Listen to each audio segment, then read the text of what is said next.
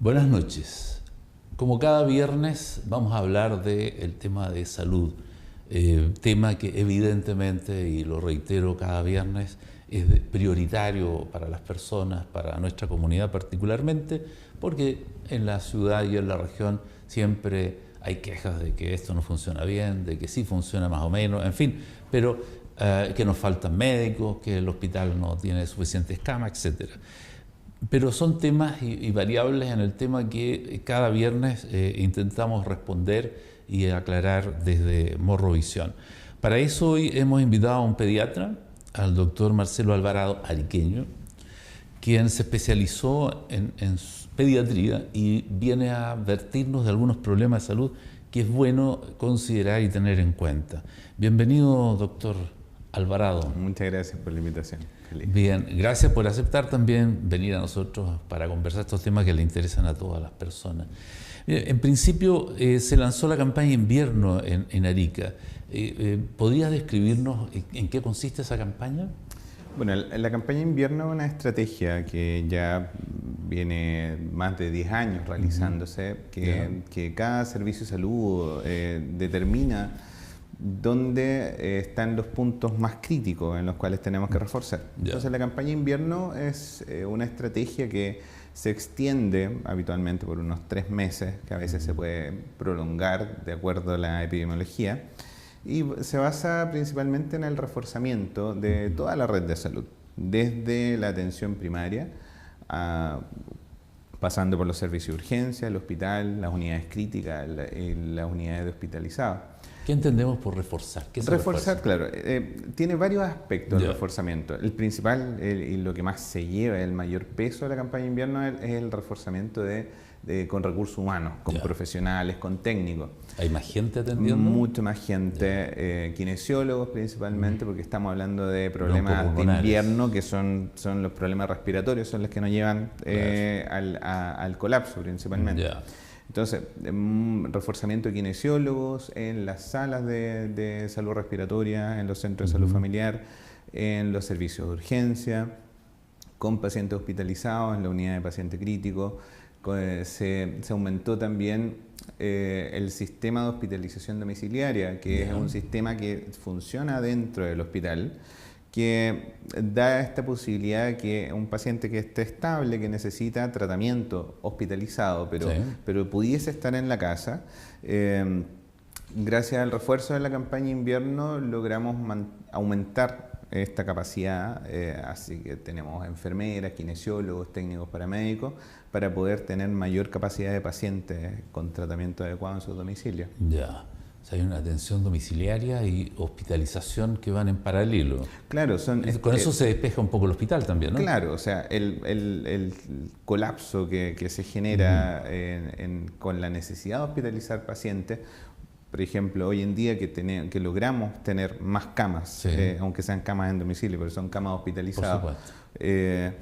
Un paciente que a veces no podía acceder a la cama en piso del servicio hospitalizado y quedaba a veces en urgencia, en camilla, en condiciones que no son las adecuadas para mantener un tratamiento, se puede ir hoy en día a su casa y la enfermera, kinesiólogo, técnicos lo pueden visualizar y con control médico además. Estamos hablando de pediatría, de niños. No, este en sistema general es para todo, digamos. Este sistema, bueno, el refuerzo es en todas las áreas y bueno, se polariza principalmente en la atención del adulto mayor, que es el que más requiere recursos, porque, a ver, la edad extrema, el adulto mayor y los niños más pequeños, son los que al final de cuentas más demandan porque tienen mayor riesgo. O sea, son los puntos críticos. Claro, son los puntos críticos. Son estos pacientes que si no se le da una atención oportuna al inicio de la enfermedad, o si una vez que se enferman el manejo no es el adecuado, tienen mayor posibilidades de hospitalizarse, claro, y se pueden hospitalizar con mayor gravedad, pueden ocupar tienen más posibilidades de ocupar nuestras camas críticas. Y claro, nuestra población no es tan grande y nuestro hospital tampoco, por lo tanto una cama que se libere, 2 camas que podamos evitar ocupar, sí, claramente son trascendentales en claro, poder funcionar ayuda bien. a enfrentar el problema. Claro que sí. Claro que sí. Ahora, el Servicio de Salud, ¿de qué manera interviene aquí? ¿Qué es lo que pasa? El Ministerio de Salud nos tiene la indicación de que nosotros tenemos que generar una campaña de invierno, Ya, claro. pero el análisis local obviamente depende de cada servicio de salud. Las realidades son diferentes en cada región. Sí. Incluso la realidad epidemiológica. Acá en Arica nosotros no partimos el invierno al mismo tiempo que en Santiago. Exacto, claro. No tenemos un factor ambiental de contaminación que pese tanto, y la variabilidad de la temperatura no es tanto como en las zonas más hacia el sur. Claro. Por lo tanto, claro, el recurso que viene de nivel central siempre es muy acotado para algunas estrategias, pero como servicio de salud tiene que reforzar, y sobre el 80% del costo de la campaña de invierno son con recursos propios del servicio de salud. Por lo mismo, el reforzamiento nuestro parte un poco más tarde que la campaña a nivel central, digamos, por esas características que tiene nuestra región. Claro. Si bien el invierno como cambio climático acá en Arica parte un poco más tarde, el aumento de las enfermedades respiratorias tiene mucho que ver con el ingreso de los niños al colegio. O sea, uno lo ve cuando empiezan el colegio, empiezan a enfermar. Se contamina uno. Doctor, ¿con cuántos pediatras contamos en el caso de los niños pequeños en el hospital, en el servicio, como para atender estas emergencias que se dan en invierno?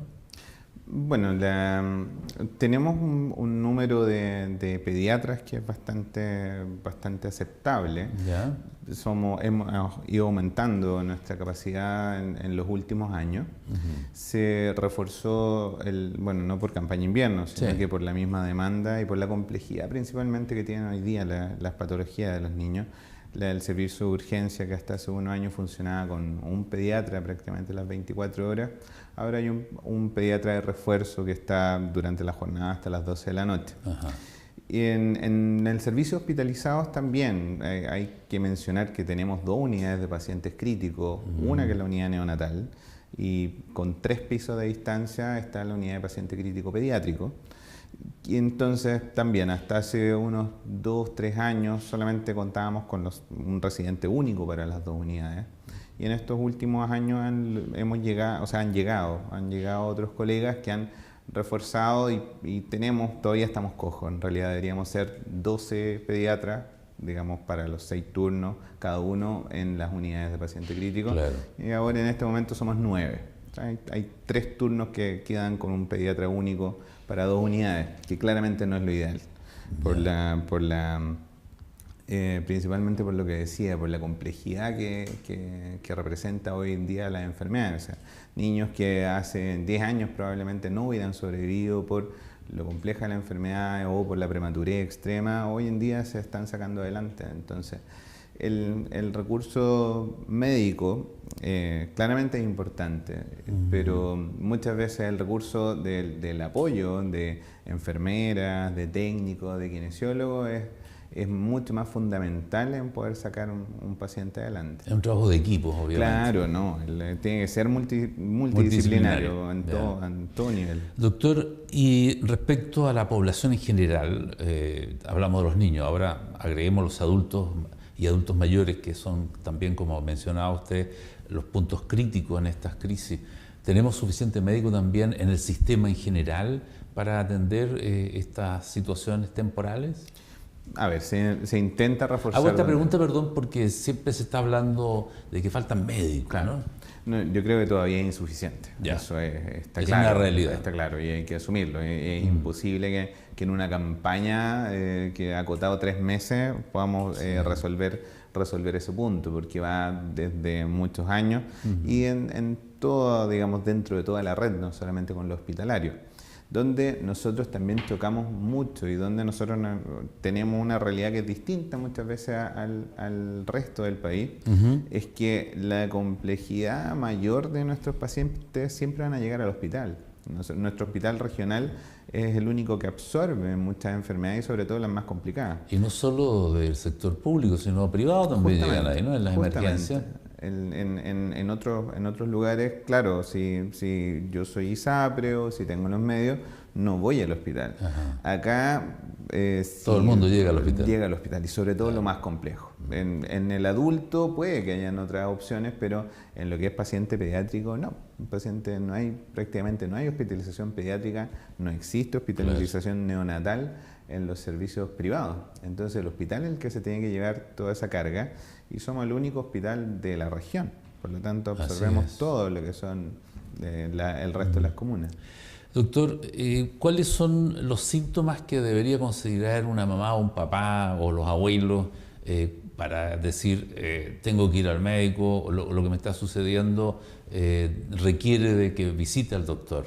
Esa es una muy buena pregunta y la verdad que es un punto fundamental el manejo correcto o la evaluación correcta de una enfermedad respiratoria en el domicilio para que funcione también el sistema. Ajá. Porque claro, si yo voy a consultar por cada resfrío y voy a acudir al servicio de urgencia, saturas todo, colapsamos. Claro. Sí, eso ya está súper visto. Entonces, por más que nosotros reforcemos y pongamos más médicos, más kinesiólogos, si la evaluación no es la adecuada, no vamos a funcionar bien. Por lo tanto, claro, existen síntomas que uno va a tener o va a presentar frente a una enfermedad respiratoria que son esperables. O sea, si yo me contagio un cuadro viral, lo más probable es que sí, que esté un par de días presentando decaimiento, fiebre, el malestar general. Pero obviamente si esos síntomas ya están influyendo en las actividades de la vida diaria, si mi malestar no me permite caminar adecuadamente, en el caso de los adultos mayores, si no me logro levantar, si no logro caminar las cuadras o las actividades que yo realizaba normalmente, obviamente eso tiene que ser evaluado desde el punto de vista médico. En el caso de los niños, cuando se asocian a rechazo alimentario, cuando un niño que tiene un quejido mayor de lo habitual. Lloran mucho. Claro, esos son síntomas en los cuales tenemos que evaluarlos. Y esos síntomas que son los esperables en una enfermedad respiratoria, hay que tener muy claro también en qué momento se pueden complejizar. Que eso también es una tarea que tienen que cumplirla en las casas. Porque la mayoría de los... ¿Qué pasa? Cuando papá, mamá, muchas veces el niño presenta fiebre, perfecto, lo llama a urgencia porque tiene fiebre. Es un síntoma además evidente que obliga. Y alarma mucho. Sí. No, porque el niño puede haber estado congestionado un mes, pero presentó fiebre y lo llaman a la urgencia porque presentó fiebre. Claro. Está súper bien el análisis de decir, sí, aquí cambió algo, probablemente hay alguna otra cosa. Pero lo que le van a hacer en el servicio de urgencia va a ser bajarle la fiebre y derivarlo a la casa si es que no hay otros síntomas asociados. Ajá, ¿y cuál podría ser? Claro, por eso. Si aparte de la fiebre el niño está presentando dificultad para respirar, está presentando rechazo alimentario, un decaimiento mayor de lo habitual, que el niño no despierta, no está reaccionando en la forma adecuada, hoy ya francamente nosotros estamos evaluando y el niño está con hundimiento de sus costillas para poder respirar, está con aleteo nasal, que es cuando tratan de captar más oxígeno. Esos síntomas son para consultar en urgencia. Ya. Y ahí van lo recomendable al CEFAM de su sector o van a la posta del servicio de urgencia del hospital. Por eso decía, si ya hay síntomas de dificultad respiratoria, o sea, un niño que está con hundimiento de las costillas, que está con coloración azulada, que se llama cianosis en los dedos, alrededor de la boca, o no responde a los tratamientos habituales. O sea, intenté bajar la fiebre, el niño persiste con fiebre. En ese caso, sí es recomendable evaluarlo en un servicio de urgencia. Antes de eso, si el niño ha estado congestionado, ha estado presentando tos, ha estado presentando incluso fiebre en forma aislada, lo adecuado sería consultar en los servicios de atención primaria. Eso sería una buena orientación para no congestionar demasiado al servicio de urgencia, ¿verdad? Claro, volviendo al punto que o quizá quisiera retomar, la fiebre en sí, por sí sola, no es un síntoma de alerta. La fiebre lo que indica es que el niño se está defendiendo de algo, está generando anticuerpos, defensas que normalmente el organismo a los 37 grados, que es la temperatura normal, no genera. Por lo tanto, cuando empieza a generar fiebre, esta temperatura libera otras defensas que no funcionan antes. Por lo tanto, es algo útil. Y lo único que está diciendo es que el niño se está defendiendo. Si yo no dejo que actúe la fiebre, que si lo mantengo con medicamentos, tampoco es lo ideal. Pero si hay una fiebre que ya pasó los 38,5, esa fiebre hay que manejarla y se puede manejar en domicilio. Repito, si además de la fiebre tenemos asociados otros síntomas, como dificultad respiratoria, rechazo alimentario o cambio de coloración en la piel, eso sí debe ser evaluado en un servicio de urgencia. ¿Es posible que con la fiebre también en un caso pueda haber algún tipo de convulsión que sea una alarma todavía mucho más importante?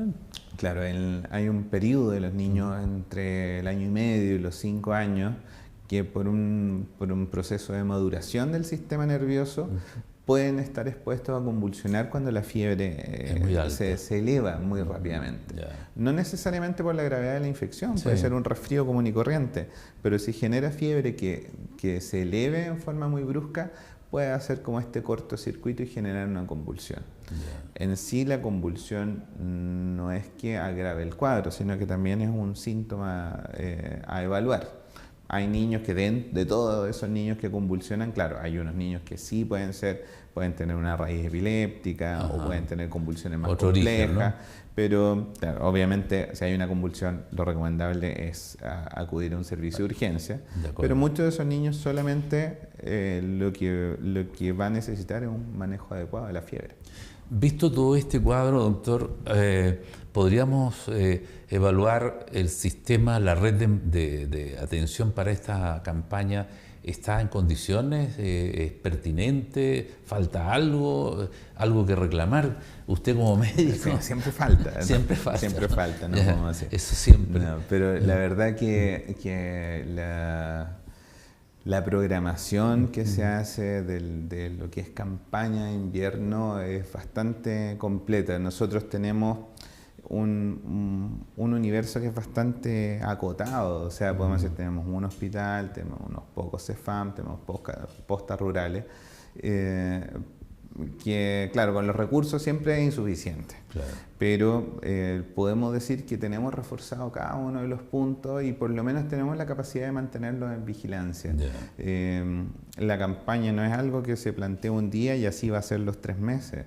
Eso es modificable y muchos años lo hemos tenido que hacer, que nos encontramos que a mitad de año hay una epidemia de cierto virus, como cuando fue el brote de influenza. Se está hablando de sarampión ahora también en Chile, ¿no? Eso, claro, eso son es más de precaución.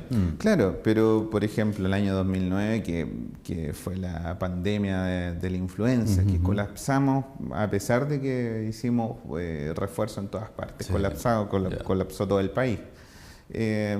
También vamos viendo un poco cómo es la circulación viral y cómo es la evaluación semana a semana. O sea, nosotros semana a semana vamos recibiendo cómo se están multiplicando nuestros virus, la cantidad de consultas que tenemos. Hay un seguimiento constante. De esas consultas, cuántas son por causa respiratoria, cuántas requieren hospitalización, cuántas camas críticas estamos ocupando. O sea, eso es un monitoreo que es continuo. Entonces, puedo decir que tenemos la facilidad de darnos cuenta cuando estemos cuando tengamos falencia en alguno de los puntos, y yo creo que hay capacidad de reacción frente a eso. Siempre la campaña está la verdad, puedo decir está planificada, yo entiendo. Está planificada no es así. Y no está planificada con lo justo. Claro. La verdad que hay la campaña está planificada como para enfrentar un aumento considerable de la enfermedad respiratoria. Pues nunca se sabe cómo se va a desatar. Pero claro, si eso, como pasó con el influenza, como pasó con el virus incisional de hace unos 4 años,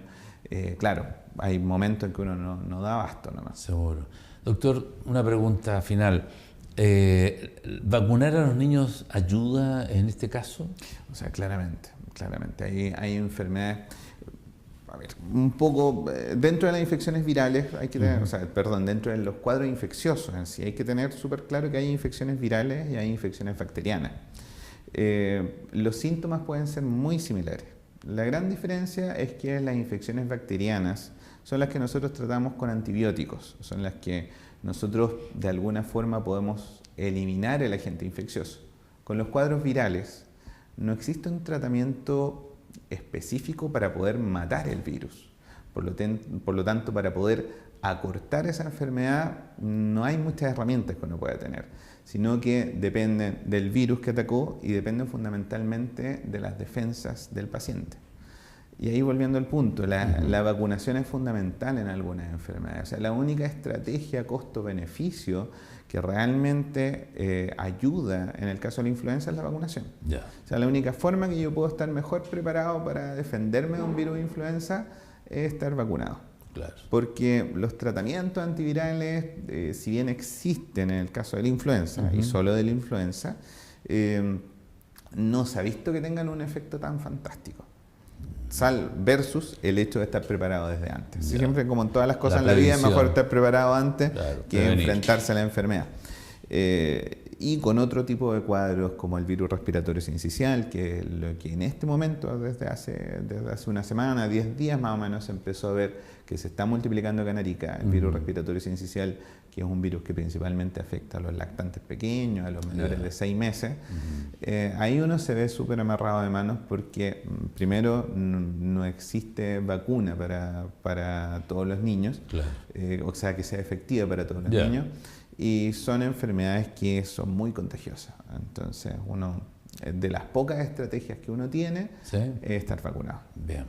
Bueno, doctor, buenísima la conversación. No, le agradezco. Interesante además para las mamás, los papás, los adultos y los adultos mayores que de alguna u otra manera pueden verse afectados, y esta campaña lo que pretende o intenta y busca, ¿verdad?, es resolver los problemas anticipándose a ellos, ¿no? Claro.